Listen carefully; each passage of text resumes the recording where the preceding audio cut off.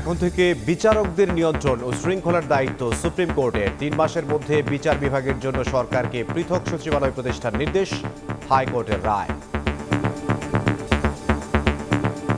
শৃঙ্খলা বিধি বাতিল ঘোষণা করেছেন, এটা দ্বিতীয় অংশ। আর তৃতীয় অংশ হচ্ছে সুপ্রিম কোর্টের অধীনে একটি বিচার বিভাগের জন্য পৃথক সচিবালয় প্রতিষ্ঠা করার জন্য আদালত ডিরেকশন দিয়েছেন এবং এই সচিবালয় আগামী ৩ মাসের মধ্যে প্রতিষ্ঠা করতে বলেছেন। আন্দোলন দমনে মারণাস্ত্র ব্যবহারের নির্দেশনা দেন শেখ হাসিনা। অতি উৎসাহী ছিলেন ডিএমপির হাবিব ও ডিবির হারুন। ট্রাইব্যুনালে রাজসাক্ষী মামুনের জবানবন্দি। নারীদের নিয়ে সাইবার বুলিংয়ের প্রতিবাদ ঢাবি ছাত্রদলের। কৃষি বিশ্ববিদ্যালয়ে আজও রেলপথ অবরোধ। চবির হামলার ঘটনায় মামলা, অস্থিরতা কমানোর চেষ্টায় সরকার। জুলাই সনদ পিআর ইস্যুতে নিজ নিজ দাবিতে অনড় সব দল। গণবিরোধী তৃতীয় শক্তির ক্ষমতায় আসার পথ তৈরির আশঙ্কা বিশ্লেষকের। ঐক্যবদ্ধ থাকার পরামর্শ।